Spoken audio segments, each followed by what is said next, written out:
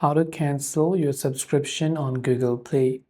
If you want to cancel the subscription that you have on Google Play or Google Play Store, like any type of account that you purchase through Google Play, open up your Play Store.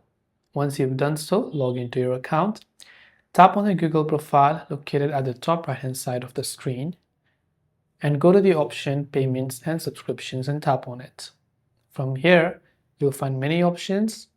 Just go to the one that says subscriptions and select a certain subscription that you want to cancel. And once done, from the bottom of the subscription, just tap on the cancel button to cancel it. This way you will be able to cancel your subscription on Google Play. I hope the video helped you out. If you have got any further questions, feel free to leave them down below. Thanks for watching till the very end of this tutorial. And as always, see you soon in our next video.